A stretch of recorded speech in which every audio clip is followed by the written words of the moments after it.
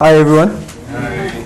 So as said, one of the two books that we were supposed to do was Stories That Stick, How Storytelling Can Captivate Customers, Influence Audiences and Transform Your Business. So at the core of it is about business, right? How many of us love stories? Let's begin by that. And it was very good that Erastus started us off by asking us to tell something that is memorable. Which means at the core of our being, and holding on to memories is stories. Because if I ask you, what is the thing that you remember in the last 30 minutes that you're here? That's one thing that you remember. Douglas. For example, the story of his story. Uh-huh. Yeah, it was a very pulling story about the dad. Okay. What story do you remember? Okay. So there's something about stories that pull us in, right? And you can really differentiate between a good story and a bad story. So let's jump into this, because at the root of this book is how to tell stellar stories. So what am I going to cover? Of course, components of a great story. And then we're going to move from a great story to a stellar story. And then we're going to look at 4 different kinds of stories that ideally, as business people, we should be primed on. So the first thing that comes out is there is a framework. Stories have a framework. I can stand here and start rambling on about different stories, but someone who has taken time to understand how our psychology works and how we are carried along is at a more prominent position to tell a good story. So at the core of this book, that was very important. Being able to say that there's a framework to it. There's a concise set of actions for you to take complete control of your own story. That's a second component there. You see, there's a book called How Stories Rule the World. Do you know that all of us are stories really in the writing? So you start off life, and then as you're proceeding, your story is written. You might not be cognizant of it. In fact, most of the times we believe that it's written in heaven, whereby when you come alive again, when you die and come back, they'll say every little thing that you did is written down. So it simply means this: all of us have great stories within us. But most people don't believe that. So given that, if you take control of your stories, it means that you know the power that you hold within yourself to tell a good story. So from there, understanding that, yes, everyone has a story, but then there's a balance. There's a balance between a great story and not so great story. And we've had many boring stories, haven't we? In fact, the best way to express stories is those movies you watch and immediately it's over, you can't even remember what the storyline was. Sindio? And then those great stories which capture you emotionally, they take you on a journey, you relate to them, all those things are essential in a story. Am I good with time? Please always correct me. Oh, okay. So ideally, I want to share 4 components that are imperative in any great story. And I'll use a story. It might be great, it might not, but bear with me. So I am standing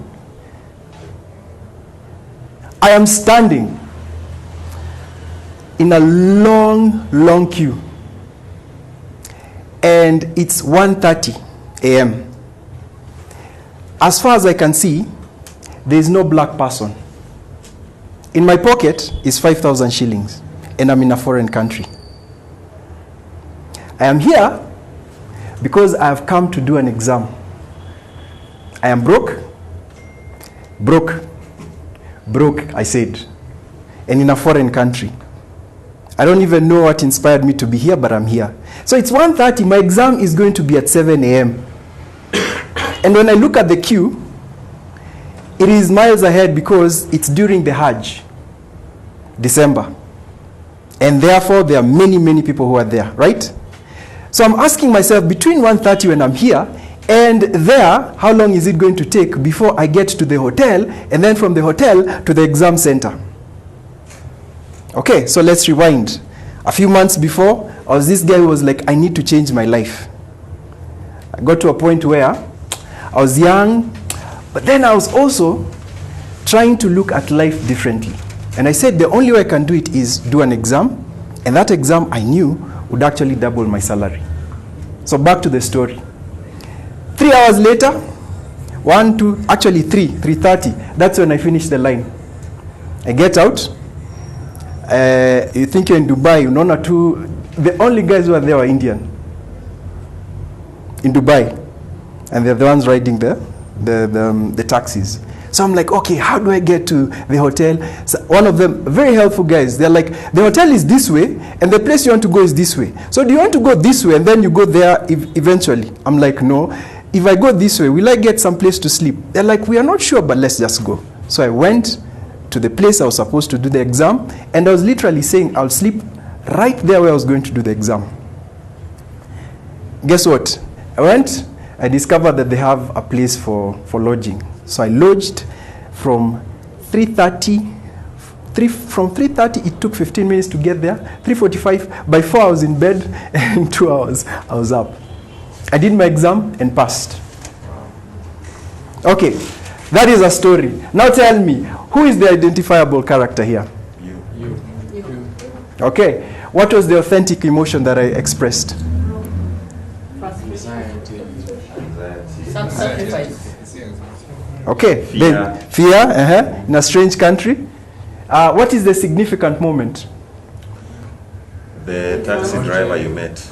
Okay, for you it was the taxi driver. The lodging, the fact that you got some place to sleep. Exactly. The exam that I passed. What were the specific details that I shared? Because they were laced everywhere, right? There was a line, it was not empty, you're broke. You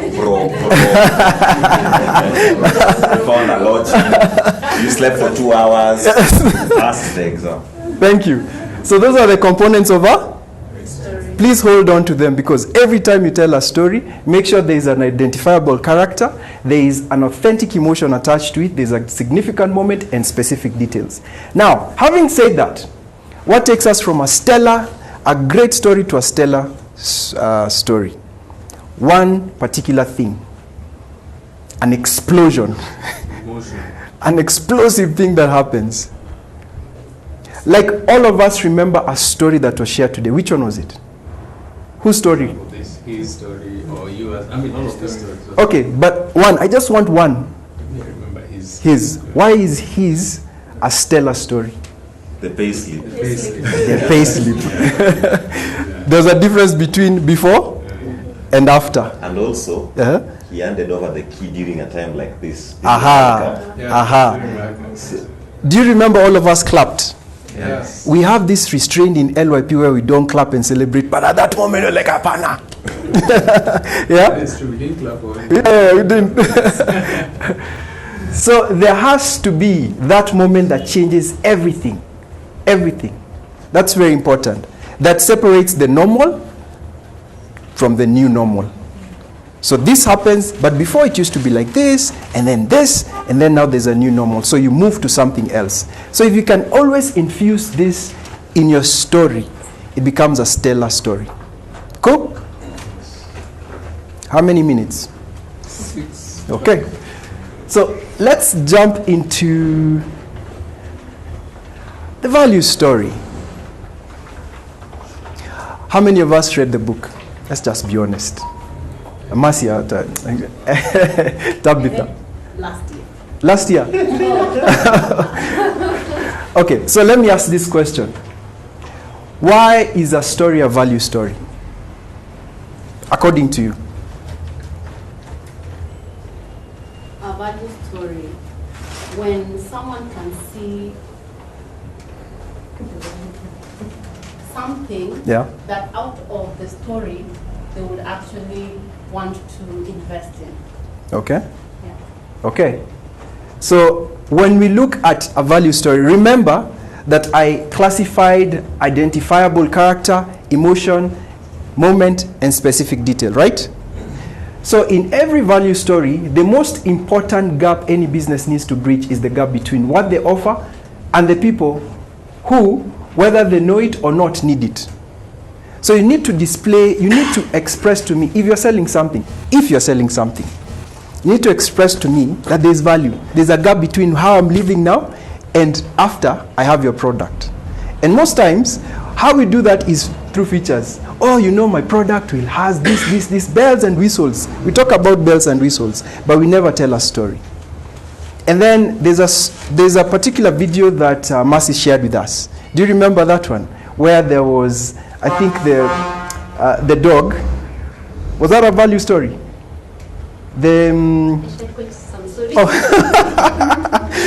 There's a specific one, yeah?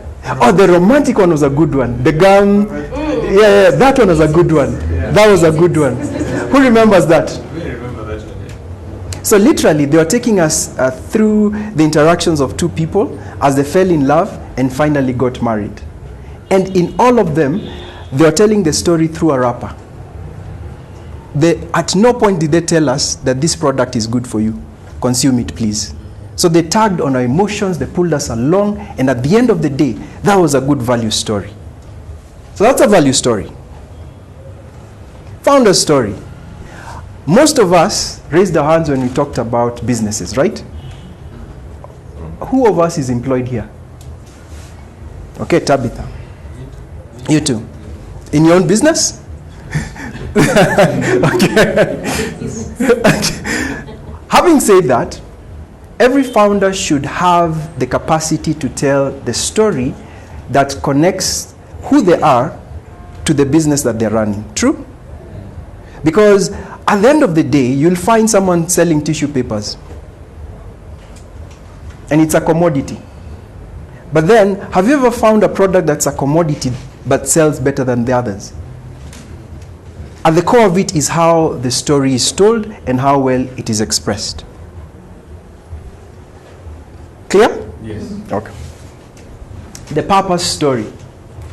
If you have a team, because you start, yes, me, I'm a founder, nimefanya kila kitu peke yangu, I'm doing things by myself. And then now you have a team and you need to rally them.